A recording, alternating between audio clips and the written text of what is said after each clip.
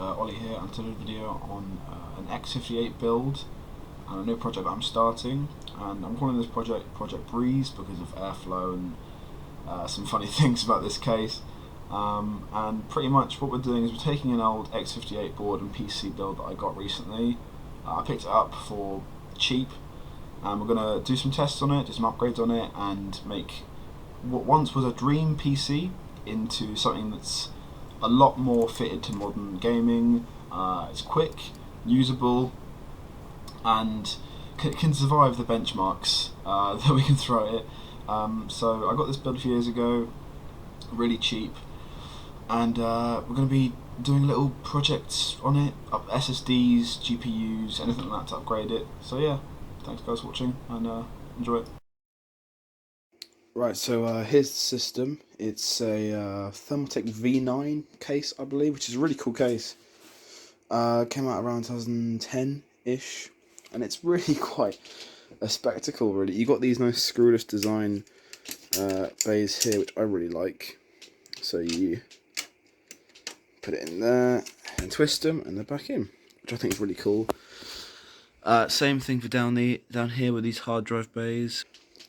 They're all 300 gig hard drives. We have this awesome 240mm fan here on the top of the case, which is not something you see every day, really. And in general, for 10 years old, this case isn't in bad nick. There's a little dent here.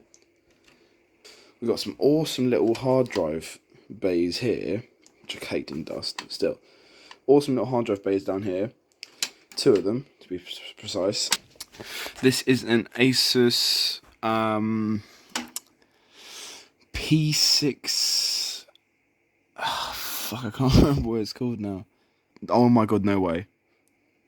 The protective plastic on this VRM cooler.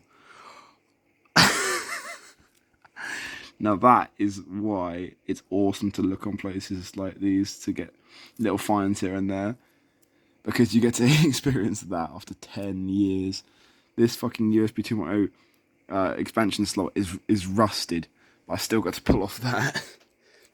Now rear I/O wise, we have, is that Firewire? Fucking hell, it is Firewire as well. We've got 2 DVI-D ports and a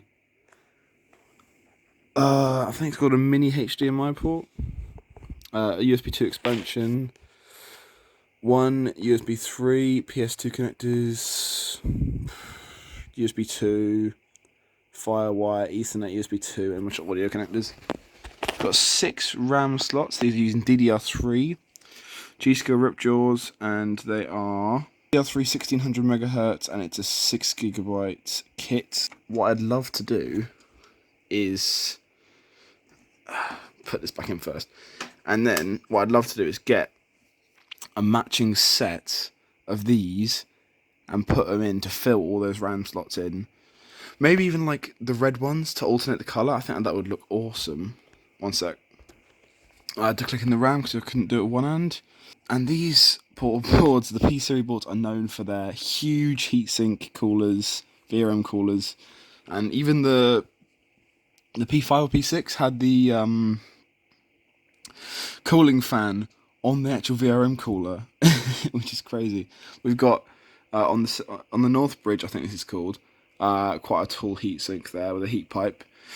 And on, is it the South Bridge? I think it is. Okay, I'm confused. We've got this big one with a extreme phase written on it for some reason.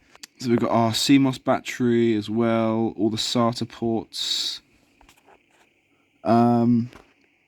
There's about 6 SATA ports on this, I think, which is nice. Most of the screws are screwed in, which is always good. Now this CPU heatsink is caked in fucking dust. Like, that shit is disgusting. So I want to clean it all out. I've took it off today, and I reapplied the thermal paste and reset the cooler. So it's running a bit better thermally now, which is always nice. This is a GTX 570 from 2011, I think it is, which is insane. Now my first ever graphics card was a GTX 660, which is 1 generation newer than this, and that was in like 2014, 2015 maybe. So this thing has held up pretty damn well. It's got 1.2 gigabytes of VRAM, I think. It's going to need two 6-pin connectors for the PCIe connectors. I'm definitely going to upgrade this and replace it with like a 770, a 780, a 960 even maybe, because it makes it a bit more better for like gaming and stuff in general. And also DX12 support. What I'm going to try and do with this build is I've got two things coming on eBay. So this is currently got an i5 950 in, which is a quad-core octo-thread CPU, and it's not too bad. It's not too bad for daily usage and stuff. But when you start getting into gaming and that, it's because of the hyper-threading, and like a new i5 or i3 would definitely beat it. You know what I mean?